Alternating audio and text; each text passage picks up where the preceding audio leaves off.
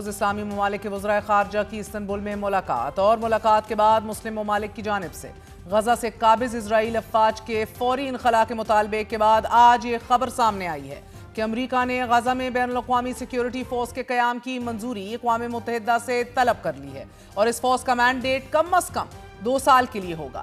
امریکی web site ایکسیوس نے report کیا ہے کہ امریکہ نے اقوام متحدہ کی سلامتی کونسل کے کئی رکن ممالک کو ایک ڈرافٹ قرارداد بھیجی ہے کہ جس میں غزہ کی پٹی میں سیکیورٹی برقرار رکھنے کے لیے مجوزہ فورس کے قیام کی تفصیلات بیان کی گئی ہیں۔ ایکسیوس کے مطابق یہ قرارداد سینسٹیو بٹ انکلاسیفائیڈ یعنی کہ حساس مگر غیر خفیہ قرار دی گئی ہے۔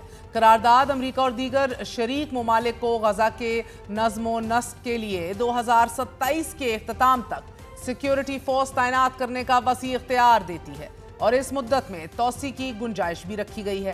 غزہ امن منصوبے کے تحت تشکیل دی جانے والی یہ force Gaza board of peace کے مشورے سے قائم کی جائے گی، جبکہ اس فورس کی صدارت امریکی صدر ڈونلڈ ٹرمپ کریں گے۔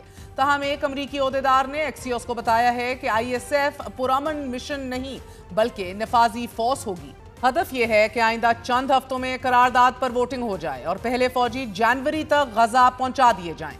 رپورٹ کے مطابق یہ ڈرافٹ سلامتی کونسل کے ارکان کے درمیان آئندہ مذاکرات کی بنیاد بنے گا۔ ڈرافٹ میں کہا گیا ہے کہ آئی ایس ایف کو اسرائیل اور مصر کے ساتھ معلق غزہ کی سرحدوں کی سیکیورٹی، عام شہریوں اور امدادی راہداریوں کے تحفظ، ایک نئی فلسطینی پولیس فورس کی تربیت اور شراکت داری کی ذمہ داریاں سونپی جائیں گی۔ ڈرافٹ میں یہ بھی بتایا گیا ہے کہ آئی ایس ایف غزہ میں سلامتی کو مستحکم کرنے کی ذمہ دار ہوگی، کہ جس میں غزہ پٹی کو غیر عسکری بنانا، عسکری اور دہشت گرد انفراسٹرکچر کی تباہی اور دوبارہ تعمیر کی روک تھام، غیر ریاستی مسلح گروہوں کے ہتھیار مستقل طور پر ضبط کرنا شامل ہوگا۔ ایکسیوس کے مطابق صدر ٹرمپ کی طرف سے شیئر کیے گئے ڈرافٹ سے اشارہ ملتا ہے کہ فورس کا مینڈیٹ حماس کو غیر مسلح کرنے تک پھیلا ہوا ہے۔ اگر وہ خود ایسا نہیں کرتی تو عالمی فورس یہ کام کرے گی۔ مجوزہ فورس کو اختیار ہوگا کہ وہ اپنے مینڈیٹ کی تکمیل کے لیے بین الاقوامی قوانین خصوصاً انسانی قوانین کے مطابق تمام ضروری اقدامات کرے۔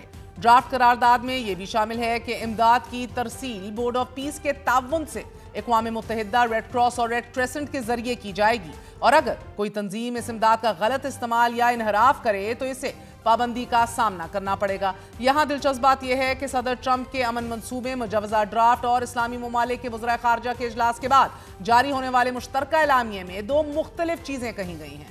صدر ٹرمپ کی قرارداد غزہ کو حماس سے خالی کروانے کی بات تو کرتی ہے، ساتھ ہی بین الاقوامی سیکیورٹی فورس کے مینڈیٹ کا بھی ذکر کرتی ہے، لیکن اسرائیلی فوج اور اسرائیلی ریاست سے متعلق مکمل طور پر خاموش ہے۔ مجوزہ ڈرافٹ میں اسرائیل کو کسی طرح سے بھی پابند نہیں کیا گیا کہ وہ غزہ میں دوبارہ فوجی آپریشن شروع نہیں کرے گا، نہ ہی اسرائیلی فوج کے انخلاء سے متعلق کوئی ٹائم لائن دی گئی ہے۔ اسی طرح صدر ٹرمپ بین الاقوامی سیکیورٹی فورس کی تشکیل اور ایک طرح کے نگران سیٹ اپ کی بات کر رہے ہیں، لیکن گزشتہ روز ترک وزیر خارجہ نے پریس کانفرنس کے دوران یہ واضح کیا کہ کوئی بھی یہ نہیں چاہتا کہ غزہ میں نیا سرپرستی یا نگران نظام آئے۔ ترک وزیر خارجہ نے اسلامی ممالک کا موقف پیش کرتے ہوئے واضح کیا کہ تمام 7 ممالک اس منصوبے کی حمایت کرتے ہیں کہ جس کے تحت فلسطینی خود غزہ کی سیکیورٹی اور حکمرانی کا کنٹرول سنبھالیں۔ حماس کے اعلیٰ مذاکرات کار نیگوشیٹر حقان فیدان نے خلیل الحیا کا حوالہ دیتے ہوئے کہا ہے کہ حماس غزہ کا کنٹرول فلسطینیوں کی ایک مشترکہ کمیٹی کے حوالے کرنے کے لیے تیار ہے۔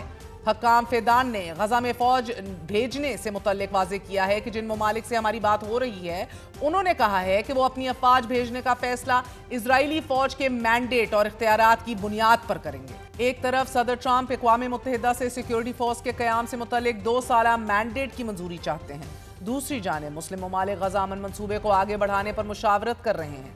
ایسے میں اسرائیلی فوج نے مشرقی غزہ میں ایک نئے بم کا استعمال کیا ہے۔ ٹیلی گرام پر کیبنٹ اسرائیل نامی گروپ میں 14 سیکنڈ کی ایک ایسی ویڈیو شیئر کی گئی ہے جس میں بم گرائے جانے کے بعد مشروم کلاؤڈ ایفیکٹ دیکھا جا سکتا ہے اور اس ایکسپلوژن کو منی نیوکلیئر بلاسٹ قرار دیا جا رہا ہے۔ الجزیرہ نے غزہ میں گرائے جانے والے ایسے بموں سے متعلق ایک خصوصی رپورٹ جاری کی ہے کہ جو ایکسپلوڈ نہیں ہوتے تھے مگر اب غزہ کے باسیوں کی واپسی کے بعد وہ ایکسپلوڈ کر رہے ہیں۔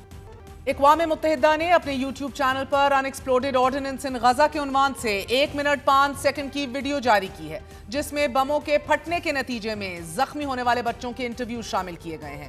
ساتھ ہی ویڈیو میں یہ بھی دیکھا جا سکتا ہے کہ سڑک کنارے بڑے بڑے بم پڑے ہیں۔ कोड्स न्यूज नेटवर्क ने गुफ्तगू करते हुए गजा वजारत सेहत के डायरेक्टर डॉक्टर मुनीब अल बुर्श ने यह कहा है कि इजरायली फौज ने गजा पर कब्जे के दौरान बड़ी तादाद में माइन फील्ड्स बिछा दी हैं। ये लैंड माइन्स बच्चों के खिलौनों में छुपाई गई हैं और जब बच्चे इन खिलौनों को उठाने की कोशिश करते हैं तो ये फट जाती हैं। नेतन्याहू का इजराइल मुकम्मल तौर पर इंसानियत से आरी हो चुका है। नाज़रीन, 2 दिन कबल इजरायली फौज की मिलिट्री प्रोसिक्यूटर यफ्फात तोमर को पहले लापता किया गया और अब उनकी गिरफ्तारी जाहिर कर दी गई है। ये वही फौजी अफसर हैं जिन्होंने गुज़िश्ता साल इजरायली जेल में कैद फलस्तीनी कैदी के साथ बदसलूकी की वीडियो इजरायली चैनल को लीक की थी। इस वीडियो के बाद बैनुल-अक़वामी प्रेशर और दबाव के बाद उन फौजियों पर मुकदमा दायर किया गया और फरवरी में फर्दे जुर्म भी आयद कर दी गई। अब इन इजरायली फौजियों ने चेहरों पर मास्क चढ़ाकर प्रेस कॉन्फ्रेंस की है और अपने लिए इंसाफ का मुतालबा किया है। द आयरनी, किस कदर इजरायली मुआशरा गिर चुका है, इसकी ताज़ा तरीन मिसाल एक और भी है कि इजरायली वज़ीर आज़म नेतन्याहू ने फलस्तीनी कैदियों को सजाए मौत देने के बिल की हमायत कर दी है।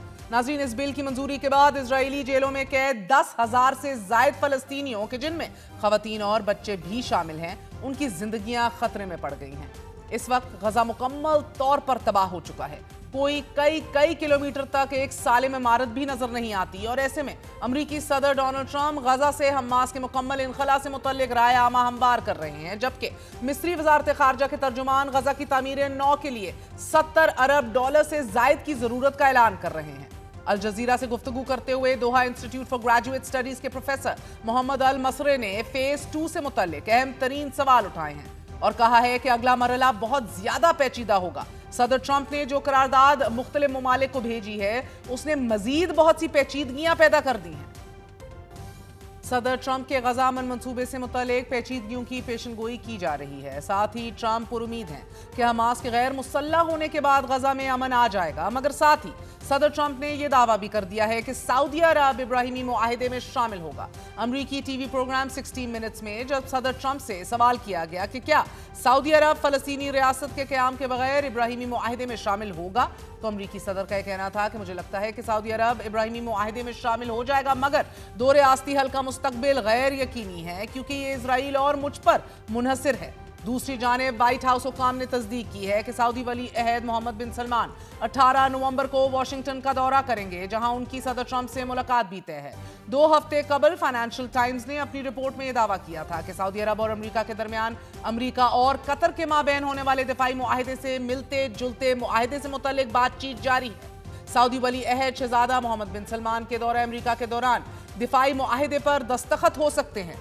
फाइनेंशियल टाइम्स ने खबर में लिखा कि सऊदी अरब फलस्तीनी रियासत के क़याम के बाद ही इजराइल के साथ ताल्लुकात मामूल पर लाए।